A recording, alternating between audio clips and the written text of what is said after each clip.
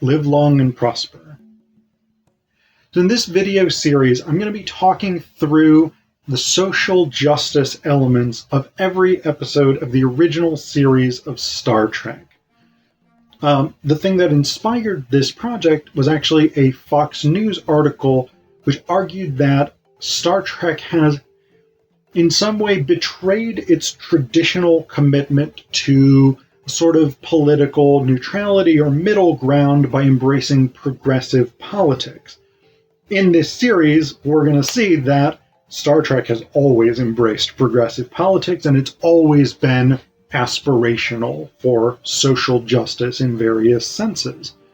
I am taking a broad perspective on social justice here, so that may include multiple different types of social justice, whether that's racial, whether that's economic, whether that's religious, whether that's abilities, gender and sexuality, anything broadly considered. I will go through every episode. Some of the episodes I will interview fellow Trekkies and talk with them about it. And then below, in the descriptions, I will give you additional information about the episodes, particularly their original air date, who wrote the screenplay, and who directed that episode. I also want to dedicate this series to my dad, Michael Allen Zapkin. He was an OG Trekkie from back in the day, and it was watching the original series with him that I came to love Star Trek.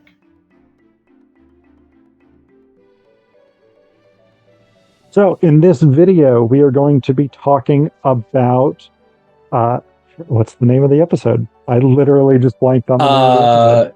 Requiem for Methuselah. Yeah. Yeah, so in this episode, we're going to be, in this video, we're going to be talking about Requiem for Methuselah. I'm joined by repeat guest for the last time in this series, Colin Cox. Colin, thanks for being here once again. Hey, I'm looking forward to it. This is a big, fun episode that plays with the Tempest a bit, which I know we want to talk about. So yes. So, Colin, will you introduce yourself? Tell us a bit about the episode, and then we'll go from there. Sure. Yeah. As I was previously, I am Colin Cox. I'm an assistant professor at Northeast State Community College in Blountville, Tennessee. For anyone interested, I host a couple of podcasts. One is called the Hop-Ons Podcast. The other is called the Cluttered Desk Podcast. And this episode, links down below. So this is a pretty links down below. Yeah, sure. Check us out or don't. Either one is fine. The crew of the Enterprise, we learned at the beginning, a awful fever called Rigelian fever has just infected the Enterprise. And they need a substance called Ritalin, which they can then, I suppose, synthesize into a kind of cure, right? So they arrive on this planet. It seems unoccupied, but they quickly learn it is occupied by someone named Flint, who feels like this Prospero figure. Again, if you want to follow the Tempest illusions, they, after maybe a brief potential aggressive encounter, they frankly enter what feels like a kind of Cold War. At least you can think about it that way retroactively once you arrive at the end of the episode. Flint promises them the Ritalin they need, but he keeps delaying. Eventually, we realize he has an adopted daughter named Reyna. He also has a robot named M4, which I want to talk about. Kirk and Reyna develop a kind of romantic, erotic affection toward one another. And then things get pretty bananas. We realize she's a clone. She has artificial intelligence. Flint is, my God, like how old is he? He's been famous. 6,000 years old. Yeah, he's been famous artists and philosophers and composers across history. And he created Reyna to basically be his mate and romantic partner. When confronted by this choice between Kirk and Flint, she faints and dies, and I think quite interestingly, and I want to talk about this, seems to opt out of this binary choice. Kirk, once they arrive back on the Enterprise with the Ritalin, Kirk is, I think, uncharacteristically distraught, and then Spock erases his memory, which is an interesting choice. And I think, I don't know, I'm sure there are some things I missed. There's an interesting brandy exchange. They play billiards. Anyway, that's what I have. So, no, that's good. I mean, that's the high point. And Okay. other stuff can come up. We can talk about the alcohol consumption and Spock's atypical decision to drink. Yeah. So where would you like to start? So I think I would like to start with these similarities between this episode and the relatively late Shakespeare play, The Tempest, which I know you and I both really like. We have affection for this play. It's an extremely important play when thinking about post-colonial theory, which emerged in the 1970s. And I suppose one of the places to start, I know, for example, Phil, when people like to talk about The Tempest, they often like to think about Caliban, for example, as this potentially racialized, enslaved figure, but they rarely talk about Ariel.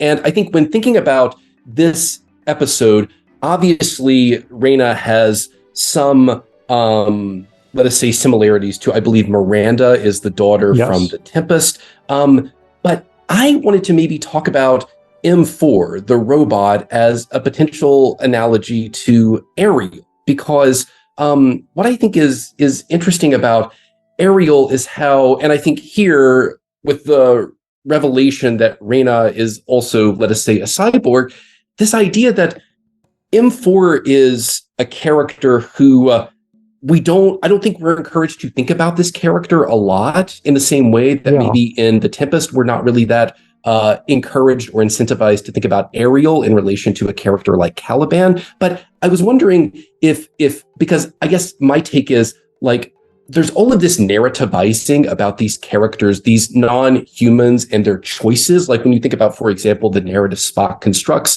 about Reyna at the end and why she chooses to opt out and why she seems to die, as he describes it, through this like irreconcilable contradiction of emotions. There's also this narrativizing of M4's motivations and why it attacks Kirk. But I don't know. I seem to have this feeling that, like, I almost want to read this character as a kind of not vindictive character, but a kind of traumatized character who sees Reyna emerge as this substitute or this potential partner when I don't know, I wonder, like, is there any way of imagining that, like, M4 sees Reyna as supplanting it in some ways? And if that's maybe another way of, like, thinking about an interesting connection to The Tempest, because again, I always like to think about Ariel, but everyone just wants to talk about Caliban, it seems. Yeah, I think so.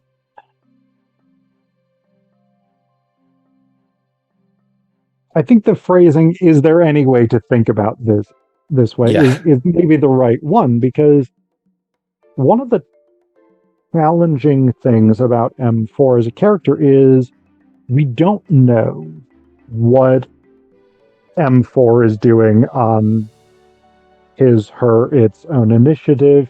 We don't know. I'm going to use it because it is a robot and it doesn't have distinguishing sex characteristics. I mean, it's not gendered, at least in any discernible way. So, yeah. We don't know how much of what M4 does is at the behest of Flint directly, how much might be sort of indirectly at the behest of Flint, maybe even acting out his unconscious desires. Mm-hmm. But I think there is maybe an interesting way to see M4 as aligned with Ariel, because one of the things about Ariel is that he or she is a trickster figure, right? Alongside characters like Lear's Fool or Festa from Twelfth Night, Ariel is, or Puck, is probably a better connection. Puck does things in Midsummer Night's Dream that align with Oberon or Titania's instructions, but Puck does them in such a way that they sort of upset the intentions there. When M4 initially processes Ritalin into the medicine that McCoy needs, it is not made correctly. There's some other substance in it that renders the medicine inert. Did M4 do this because that's what Flint wanted? Did M4 do this because that was Flint's unconscious desire, even if he didn't order M4 to do that? Or did M4 do that because it thought it might be funny? We don't get enough information in the episode about what exactly M4's motivations are. And I mean, you brought up the time where Kirk and Rayna are about to make out, and M4 shows up and is like, "Hey, Kirk, time to die." And then Spock has to blast it with the phaser.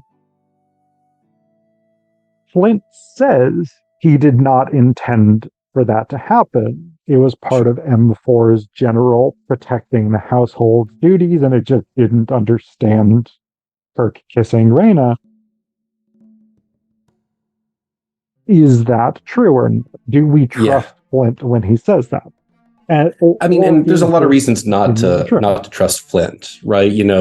This is a character who claims to retreat from humanity because of its selfishness and barbarity, but practically every word out of his mouth sounds barbaric, So So go ahead. I think that's the thing. So that's the thing ultimately, is if we're trying to, we get so much more character development from somebody like Ariel, and we can, to greater or lesser extents, suss the motivations of that character. Whereas M4, because it's acting on behalf of someone whose intentions are not clear necessarily, we can't really tell M4's motivations. But that, I think, does leave open really interesting possibilities for why does this figure do the things that it does.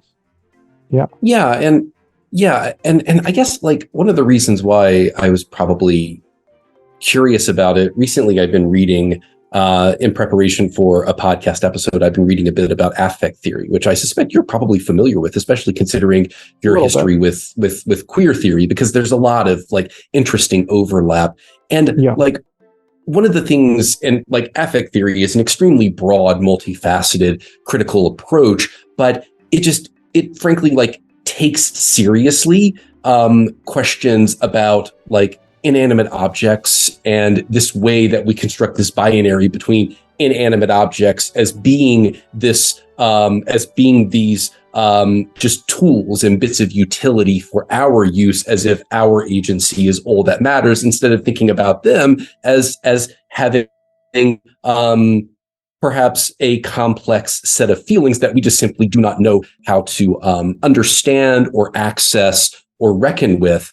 And what I also think is interesting about affect theory, I don't remember the name of the author of this particular essay, but she writes about how when you walk into spaces, there's no objective way of determining or describing how a space feels. It's all endlessly, deeply subjective. And I suppose I was also thinking about what kind of affect does a character like M4 create, not just for itself, but I think more importantly, as you said, and this might allow us to pivot to some of these other characters, what kind of affect does it produce for other characters in this story? Because I think one way to think about a character like M4 is to imagine it's not just a house robot, something you would see in the Jetsons.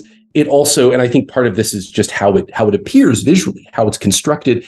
It feels like a military deterrent in some way. Like it feels like a weapon, right? And so this idea that, again, like Flint is this character, and maybe this is one way we could talk about it. Flint is this character who often wants to deride characters like Kirk for his barbarity, yet he's flanked by what frankly feels like a weapon the entire time. And I don't know, I find that incredibly fascinating because, again, despite what Flint wants to say or suggest, he's producing a particular affect by having a character like M4 around nearly all the time, which is a hyper-militarized affect. And so maybe, we can talk about Flint for a bit. You're someone who certainly has more familiarity with Star Trek than I do. Like, where would you situate Flint in the pantheon of like one episode quasi villains that Kirk and the Enterprise encounter on these, I don't know, like remote planets or civilizations or whatever?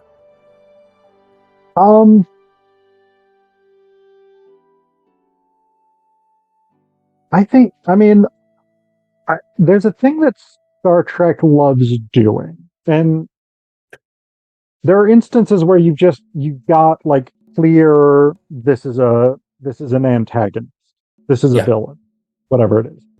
The Gorn from Arena, for instance, is clearly just the sort of evil opponent of Kirk. But often Star Trek likes, I wouldn't even call them villains necessarily, but antagonists who are complex and have motives that are not necessarily bad or wrong, motives that are clearly comprehensible and that make sense in themselves. But in order to achieve those goals, they will sometimes do things that the Enterprise crew finds unacceptable. And I think Flint is in that category, right? Yeah. Definitely more so. Yeah. Yeah. So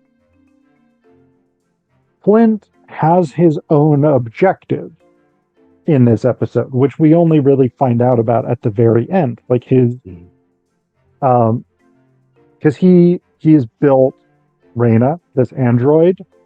He wants her, and he's given her, he says the equivalent of like 17 PhDs in the sciences and the arts. Listen, her LinkedIn page is unbelievable.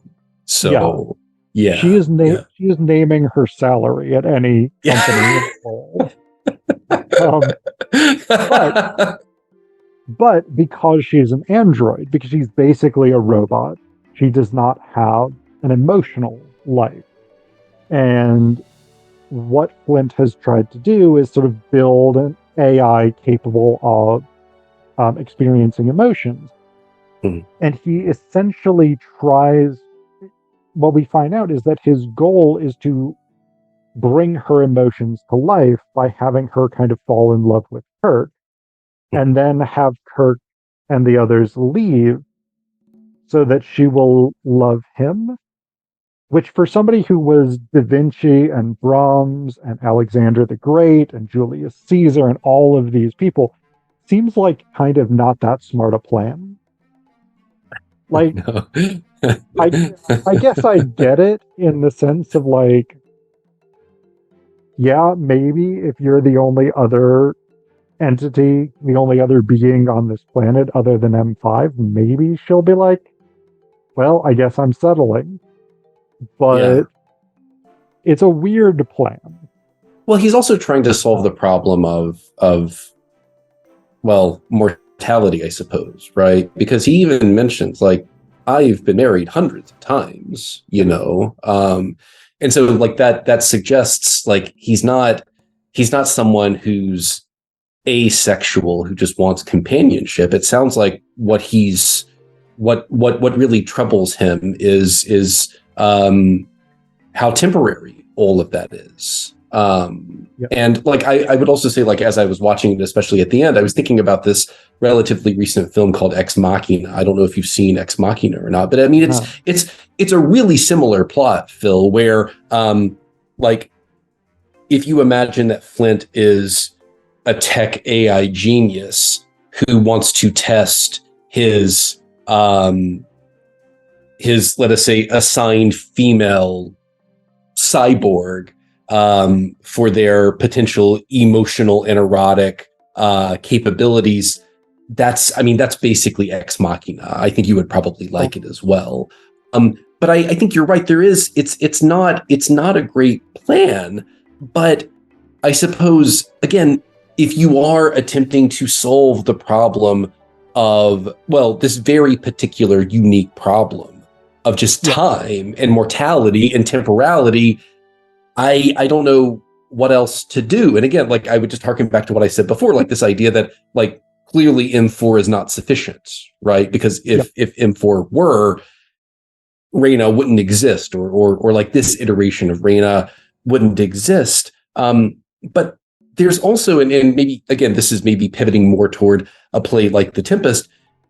This is something I think you and I have done now. This is my third time talking to you about Star Trek. I don't know, do we receive specific information about how Flint arrived on this planet? Because there, like you and I always do this, where if it's seemingly an uninhabited planet, what happened to the indigenous people on this planet? And how does that help us better understand a character like Flint as a potential colonizing figure? But I think what this episode, in addition to that, it also wants us to consider and again, this is something that like post-colonial scholars, this is a point they have made, like this intersection between white supremacy, patriarchy, and colonizing impulses, because we certainly see more of the latter of that here, right? We see Flint as a patriarchal figure. We see him, and like all of these characters are white, so I don't necessarily know if there's a distinct racial element happening, but it's impossible to disassociate some of his colonizing impulses with his patriarchal impulses, because he talks about Reyna as I don't know if he uses the word property, but he basically suggests that. And even at one point, he says, "I shall take what is mine." And like that's again, thinking of Reyna, it's funny how he's interested in producing personhood, maybe in producing subjectivity, yet while still imagining that this emergent subject remains, frankly, a piece of property that he can control and direct at his will. It does feel like he has not thought this through fully, so. And that's kind of Kirk's critique at the end, right? Is like, her emotions are awakened or whatever it is. And I mean, you had said, you described it as a kind of opting out, where she's like, I'm not dealing with this, I'm dead now. But that's one of the things that Kirk says, right? Is like, what makes her fully human at the end is that she has not just self-awareness, but self-control, in the sense that she has that Flint is no longer able to make decisions for her. She is able to make her own decisions. So I do want to come back to this colonizer element a little bit, because it is worth remembering. Two of the names that Flint gives from his past life are Alexander and Caesar, both of whom were great conquerors. He also says his first life, he was a soldier, I want to say in Assyria, maybe? I don't remember. Somewhere. Ancient Mesopotamia, somewhere. He was a soldier, and he learned he was immortal when he was stabbed in the heart with a spear and didn't die. So, like, he has a long military history, despite his critiques of human barbarism. Mhm. We've talked about this before with other uninhabited planets. Whether or not these are uninhabited planets, we don't know. We don't get enough information. The Enterprise's records do seem to suggest that this is an uninhabited planet, and their scanners show that there's no sentient life forms. But it's also worth noting, Flint is a sentient life form on this planet. So, if he has the power to cloak his entire existence from a starship's scanners, could he also be cloaking mounds and mounds of skeletons of the indigenous population of this planet? Yeah, and I guess like that's right. Like that's the thing worth asking is what do these scanners detect? Do they just detect like forms of life that are currently alive? Like, can they detect, as you said, like skeletons? Like if I mean, either way, right? Like, I think the point is this is all, especially considering his history, incredibly dubious, right? This is someone who, as you said, despite how he decries, despite his rather negative impressions of humanity, there's nothing about his behavior. I mean, from the moment he meets them, I mean, he comes in hot, you know, like he comes in ready to get fight. Off my planet or I will kill you. Yeah. I mean, like if this episode happened today, like you could do a fun bit of you know, like, I don't know, one-time casting with like Clint Eastwood, right? Like this is basically like the whole Clint Eastwood ethos, at least as it exists currently. So he again, despite all of his protestations, despite his history of like being an artist, philosopher, composer, I think like at his bones, he's a conqueror, he's a colonizer, he's a military figure. And so like, I think even, I mean, more so with him, right? Am I prepared to say, yes, there's no textual evidence aside from like, I don't know, all of fucking human history that tells us that like these kinds of dudes are colonizers who have probably killed and massacred indigenous folk. Like that's maybe all the proof that I need. So, but I mean, I think you're right. The way that so even if this was an uninhabited planet, and there are uninhabited planets out there, so I don't have a problem with that necessarily. Okay. But the way that he treats Reyna definitely reflects this dominance, ownership mentality. And as you point out, those two things are historically and psychologically interconnected, right? And this is, I think, the other hole in his plan. There's the whole, oh, she'll love me when it's just the two of us on this planet issue. But as you suggested as well, if the goal is to have her be a fully sentient, self-aware being, you don't get to control her anymore. And now, this I think this raises a really interesting question, and possibly the hopes and dreams of thousands of Japanese men hang in the balance. If you have an AI robot that is sentient, can that still be property? And I mean, in the AI, in the increasingly AI-driven world we live in.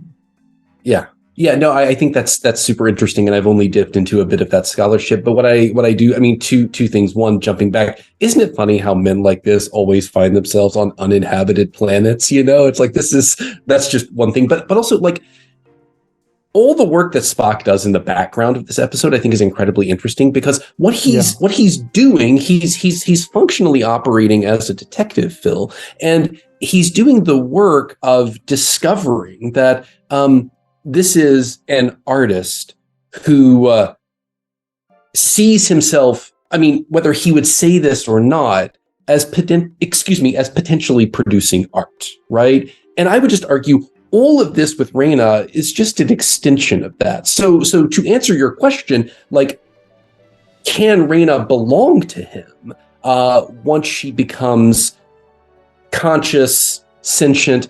No, but I think this also allows us to, and this is something I really like to think about, this question of like, well, to whom does a piece of art belong?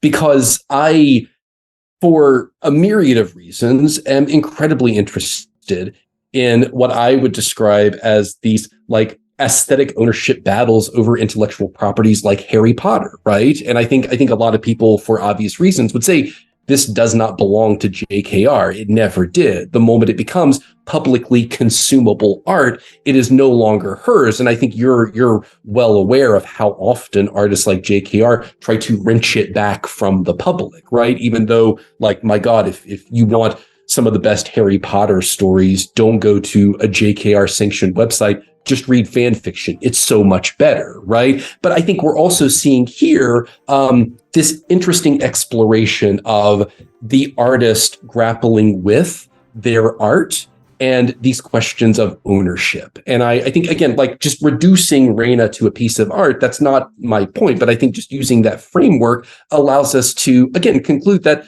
well, no, like Reyna does not belong to him, despite his efforts to wrench control back from her, which, again, whether it's someone who produces AI technology or someone who produces art, this dynamic is always at play, regrettably, where the creative person in question tries to pull back what they've done. And that's frustrating but predictable, I suppose. Yeah. I actually don't think that the comparison between Reyna and a piece of art is a bad one. I see exactly where that's coming from. Because one of the things at the end of the episode, right, Kirk, Spock, and McCoy are sort of invited into the one room that Reyna has never been allowed to go into.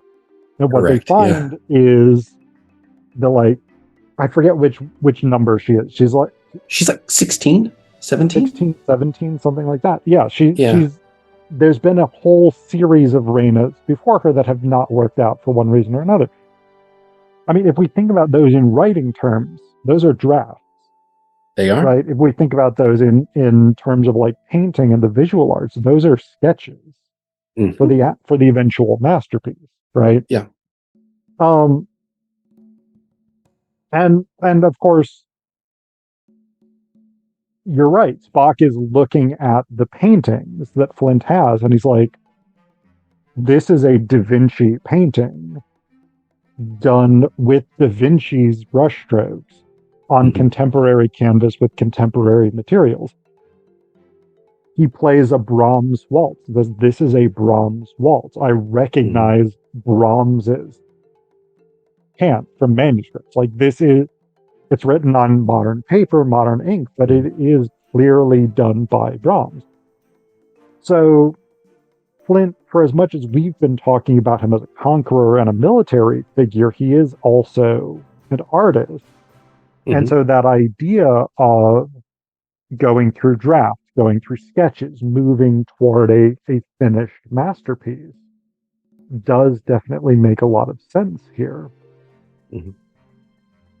He's in a weird kind of position in terms of the question of ownership of art, right? Because normally artists produce art for others. Financially successful artists do, right? Da Vinci produces for patrons. Brahms produces for probably patrons as well. I don't know that much about Brahms, but Bach, for instance, he wrote for commissions. There were churches that hired him. There were aristocrats. There were royals that hired him. Write me this piece of music. Shakespeare is an interesting one. I was about to mention, they became the king's men. They were. I mean, as close as like a government sanctioned entertainment entity like as much as that could exist, like that was Shakespeare and his men at some point in his career. So yeah. But even beyond that, like Shakespeare didn't own his plays in the way that a modern author owns something. Yeah. Right. The company, the what were they? They were the admiral's men first. Right? Boy, I think that's right. Yeah, but but you're right. Like like this question. Yeah, the troop, the entity. You know, it was more collective. I mean, and this is what's super interesting, and this is like there's this whole romantic tradition of thinking about, especially figures like Shakespeare, as these singular and these singularly, like triumphant artists, right? Yeah. But all you need to do is just study the production history from this period, and like it was all highly collaborative in the same way that like I just almost instinctually reject like auteur theory when thinking about film, because it doesn't exist, like it just simply doesn't exist. These are all deeply collaborative mediums. And I mean, even if you wanted to imagine like psychically, is it possible to produce something in private? Are you not always like reading the desire of an other into all of your actions, and how does that not also extend to art? Like at that point, I would want to even maybe tentatively argue that it never belongs to you. But I think like that's certainly what Flint wants to do. Like again, it's that wrenching motion that I described earlier. Well, and I think he, like I had said, he is in a kind of a unique position regarding the production of art, because he is alone on this planet, with the exception of M4, who we don't know that M4 has any sort of aesthetic sensibilities. Reyna clearly has some degree of aesthetic sensibilities, but they're mechanized.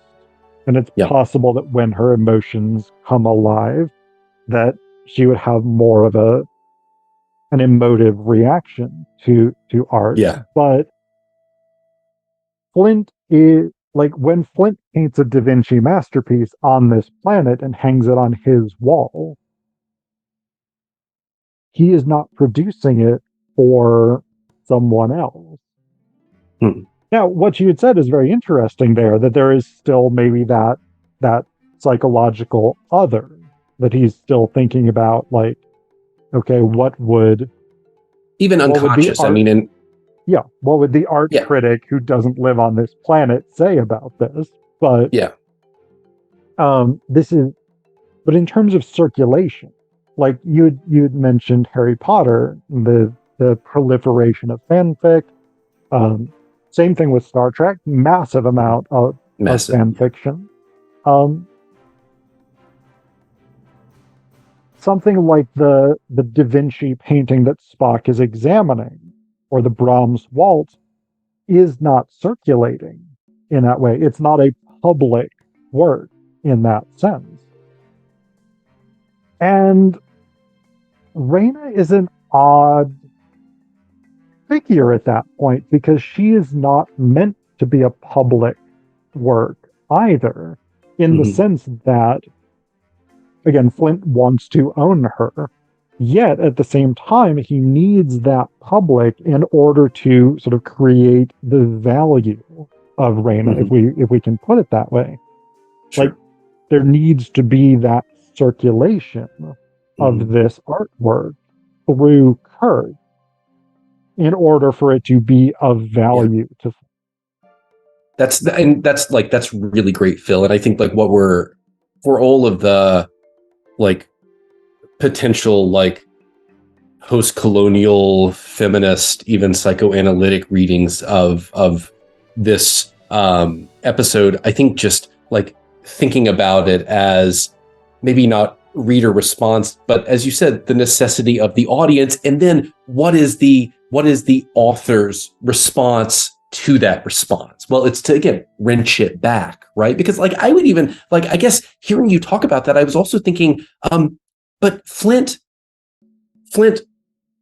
went to the trouble. It's not just that he's Da Vinci, but he went to the trouble of then framing those pieces. Again, like there seems to be this assumption that someone at some point will consume this. And I think that's what's really interesting is the assumption of consumption. And then because I mean, think about it, like we know what his plan is, but part of what complicates his plan is Spock's realization of who he is.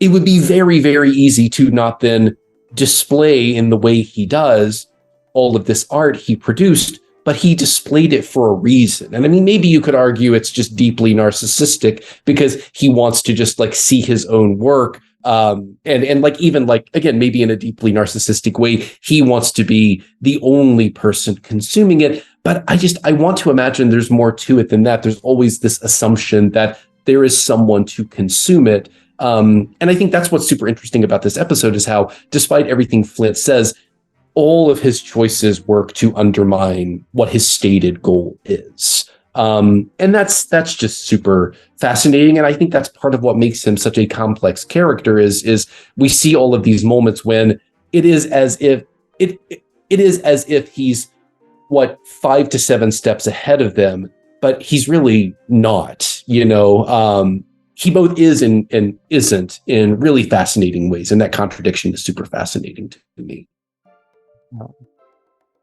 So I want to talk about Spock's role in this episode, because you brought it up a couple of times. Yeah, sure. I think he doesn't have great lines necessarily, but I think this is one of my favorite Spock episodes. And Spock is one of my favorite characters. So sure. What I love about this, you had said he's acting as a detective. I think that's absolutely right. But I think one of the most interesting parts, because Spock, Kirk, and McCoy almost always work as a triad, right? Right. And usually the way that triad functions is Spock says, here's the reasonable, logical thing to do. Here's the best choice to make, absent any sort of emotional or sensual considerations. McCoy says, here's the emotionally driven, ethical thing to do. And then Kirk has to say, all right, here's my middle ground. Here is the best solution to this problem. So that's how that triad typically works. Okay. In this episode, the triad does not work properly, right? Because what happens here is Kirk almost takes on McCoy's role and says, I'm in love with Raina. That is where my focus is going to be. I am not in decision-making position. Mm-hmm. McCoy kind of takes himself out of the equation because he's basically saying, the only thing I'm concerned about is getting this Ritalin. I'm not really engaging with most of what's going on here. And Spock is still in his position of, here is the best logical thing. I'm figuring it out. I'm looking at this painting. I'm playing this waltz. I'm figuring out all this stuff. But at the end, when that door opens to go into the workshop where the previous versions of Raina have been built, Spock takes the role that Kirk normally takes. And he says, okay, I recognize here's the logic of this situation, but also I recognize that this is going to be emotionally damaging for Kirk. Mm-hmm. And so I am going to make a decision balancing those two forces, usually embodied by Spock and McCoy. And I'm going to say to the captain, do not go into this room. You will not like what you find. Uh-huh. And Kirk does the impulsive McCoy emotion thing and says, no, I'm going in. And he does in fact suffer for that decision. So I think Spock's position is really, really interesting here because he takes on both his normal part of this triad, but he also takes on Kirk's part.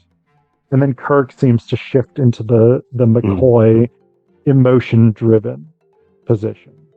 And it's interesting, Phil, because, and I totally agree with you, but the way all of these different emotional positions exist, like the episode's constantly triangulating in interesting ways, because it's not like Spock at the end makes this emotional turn. Very early in the episode, he even says, what's the exact line? I don't know, but it's something like, I'm prepared to have an emotion. I think he says before they drink the brandy or something. So like even from the very beginning, like we're getting this sense that whomever Spock is in this episode, or whatever Spock is, whatever his emotional range is and what it has been to this point, we can maybe expect or anticipate something different. But like even this idea, like I'm hearing you talk about that, how would you then think about his decision in the coda? I mean, is that because I think it's almost impossible to imagine choosing to erase Kirk's memory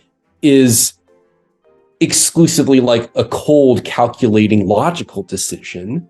That I think like that feels, I cannot help but think that there's like some element of pathos there as well. Like I see my friend suffering, and that suffering, like I can alleviate that suffering, because like if you respect human life, Spock must know that grief and mourning are an essential component of the human experience, but he almost wants to alleviate that for Kirk. And that doesn't feel logical. I don't know if you have thoughts about that.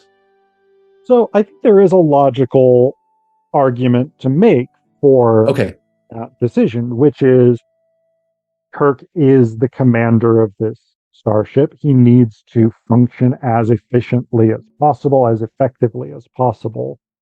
Okay. And if this grief over someone who's not really a person in some sense, if this grief is going to compromise Kirk's ability to do his job, then eliminating that is the logically correct thing to do. Okay, sure. I think you're absolutely right, though. That's not what Spock is doing here. And, I mean, one of the things that I think is really important to remember, and that makes Spock such a fascinating character over the course of the series, is that he is half Vulcan and half human. Right. So, I always forget this. I must confess, Yeah. Well, it comes up a few times as a sort of important plot point, but generally he's treated as a Vulcan and he presents himself as a Vulcan. So, yeah. But, I mean, especially in some of the sort of latter episodes in the series, and then into the films with the original cast, the emotional connection between Spock and Kirk and McCoy is really developed. And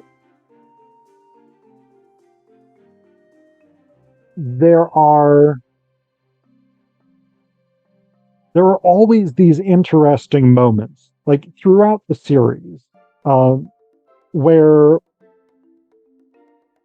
it's clear that Spock has made some sort of emotional decision, usually based out of his affection and loyalty for Kirk and McCoy. Like, he does things that are not necessarily logical, but because these are his friends, he has done them. And I think that's definitely an important point here.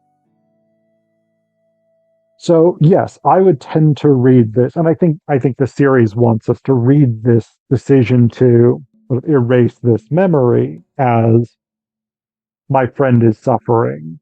I don't want my friend to suffer. But I think this sort of tension also brings us back to the question of Reyna. And there's an overlap. Totally. I was thinking that too. Yeah. Spock and Reyna. Okay, perfect. Yeah. Because Spock's whole shtick is supposed to be, I am logical, I'm unemotional. And he has to find ways to balance his actual emotional experiences that he does really have. Whereas Reyna is completely logical because she has a mechanized brain. Mhm. But it's not clear that she knows that. Like, she clearly doesn't think that she's an android. She clearly thinks she's a person, but she doesn't have those emotional experiences. And it's not clear really how she navigates that. Yeah, I mean, and this is, this a question, whether it's Isaac Asimov or a movie like Blade Runner. I mean, even I mentioned Ex Machina earlier. It's this question of, well, how would the cyborg in question narrativize their experience? And the way I think about it, especially reflecting on someone like Spock,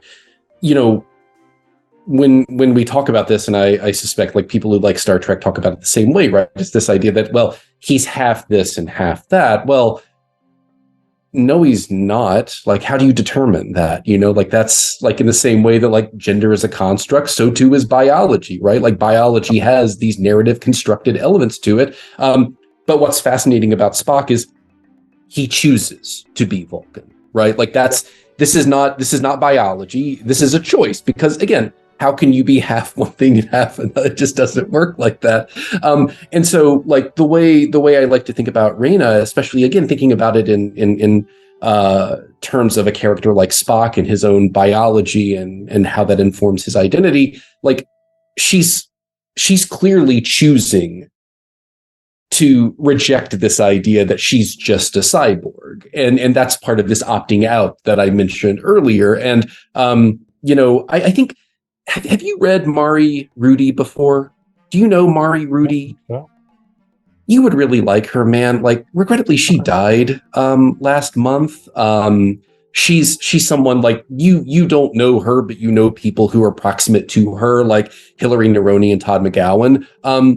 She wrote this wonderful book called Penis Envy and this other great book called Opting Out. It also has elements of like queer theory. She's very interested in queer theory, but she's always, it seems, in a lot of these later books, interested in thinking through these moments of these choices that allows a person, that allows a subject to be inefficient.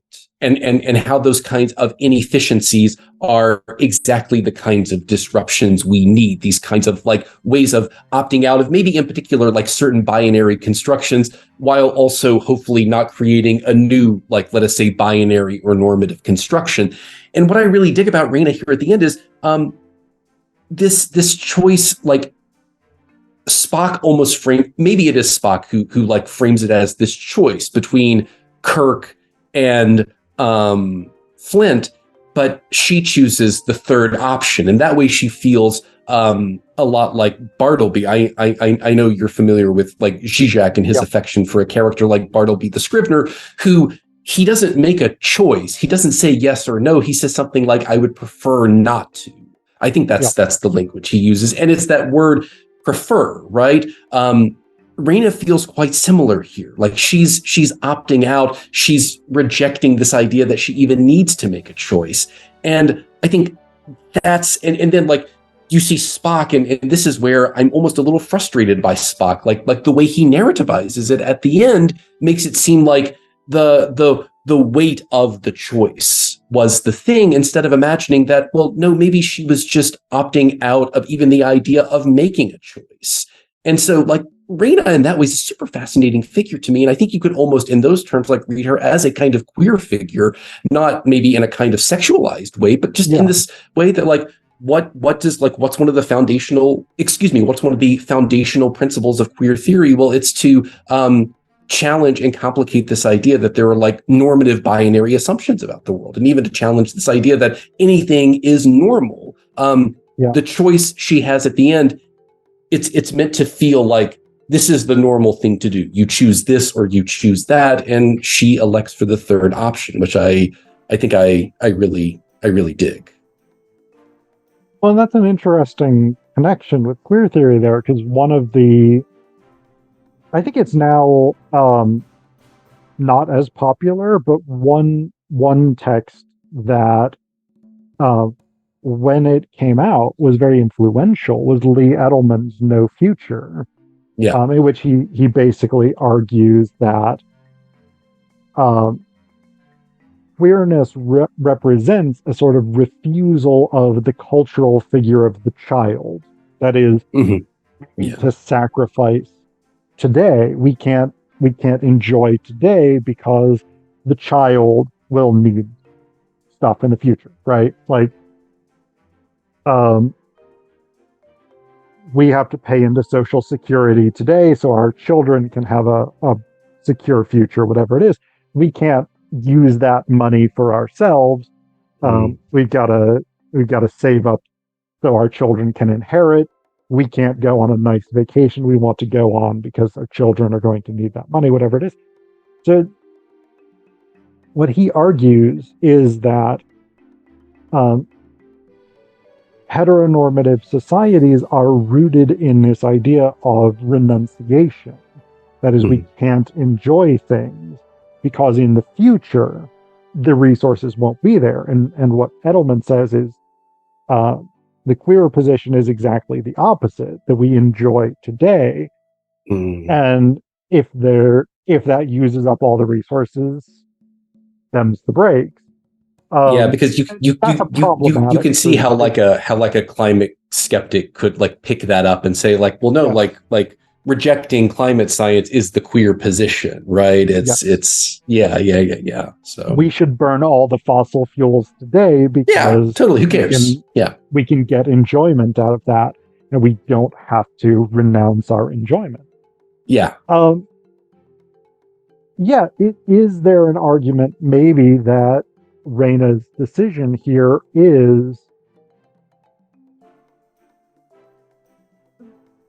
being forced into one of these two choices? Either I stay here with Flint or I go with Kirk.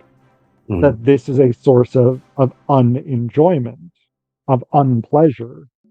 And so I opt out of making that choice, and I instead embrace this sort of death drive. I don't know. I feel like but it's not like it's interesting. What you said was better than what I said. Well, I think like it's more an embrace of like the pleasure principle as Freud understands it. Like it's an eradication of agitation, right? I mean, the death drive decision would be to pick one of the two, right? Because that would maybe sustain conflict and agitation. But what I can even see like as we're talking about this, like this idea that in the face of like you have either a bad patriarchal figure or a slightly less bad patriarchal figure, I guess the choice is just to die, right? Like that doesn't feel like a good feminist reading of this moment. No. But I think like maybe the point you can make is, but this is like the choice, regrettably, for a lot of the Reinas of the world is between one of these two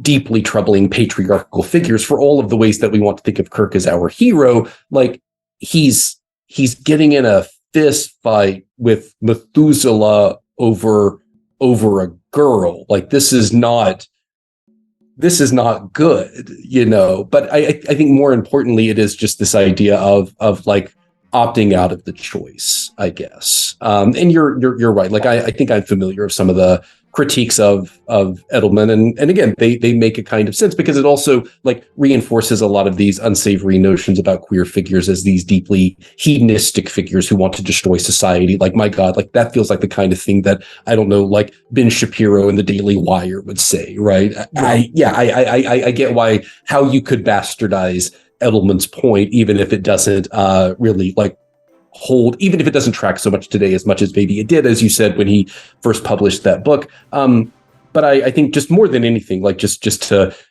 punctuate this point, it's the choice to opt out that I really like. But I also find, like, I'm curious to know what you think. Spock's narrativizing of it is not one that seems to understand that maybe she's opting out. Like he almost seems to like reinforce this idea that she had a kind of fragility to her, And it's like the fragility of all of these, like she just couldn't handle, she's almost too hysterical, right? And like because of that, she dies. Like this is why I thought the end of this episode was super fascinating. Just like a lot of like bad patriarchal readings of what's happening to Reyna, even from like, I think what you would say is one of the more thoughtful and intelligent characters, Spock. Like even his reading seems to reinforce some really troubling patriarchal notions about women. And my reading instead is just no, she's rejecting the choice, you know, in the same way that Bartleby kind of rejects the choice. So I think that's a very sympathetic reading that gives her a lot of agency, and I like that. I'm on board with that, basically. This episode came out in 1969. It is worth remembering. This is the Star Trek universe is supposed to be a gender equitable universe, a post-racial universe, etc., etc. There's still, I mean, this is, I've said this before in videos for this series. This is the 1960s view of what a gender equitable universe would look like. I think from the perspective of 1969, Spock's analysis is reasonably good, reasonably sure, I don't mind that. Reasonably pro-feminist from the perspective of 2023, with all of the development of second wave feminism, third wave feminism, now into fourth wave feminism. Not as much. But again, it's one of those things where like we can't expect 1969 produced television episodes to have the same sensibilities as 2023. No. I mean, but like, no, sorry. I totally interrupt you. I guess like, but what I would say though is this is one of those times where, again, back to what we were saying before about the artist and their intentions, the text still allows for a reading, even though it was produced in 1969, right? The text still allows a reading of Reyna and her motivations that feel consistent with how we think about women, female agency, questions of what it means to be a queer figure, how we can maybe challenge, antagonize, agitate certain binaries. Like that still exists. And like I would even go as far as to say, like, the creators in 1969, their attempts to be sympathetic, while you're right, it's clearly not sympathetic today. It certainly creates the conditions for us to then read into the text what I think is, and like reading into the text implies that I'm bringing something to it. Let me say, both read into and extract from the text something that is both there and is not. When thinking about it from, again, the production of a piece of art, or like thinking about artistic production and these questions like intentionality and so on and so forth. But I think like that's like why we like to talk. This is why we like to talk about artistic and cultural properties, right? Because it's like super fascinating. So yeah. All right. I think that's a good place for us to wrap up. Artistic and culture, arts and culture, fascinating stuff. A great insight to end on. Take a humanities class, kids. You know, Take all the humanities classes. Every single one of them. So, all right. Colin, once again, thanks for joining me for this. Third time tied for most number of appearances in the Star Trek series? 3 in the Star Trek series, 4th overall for the channel.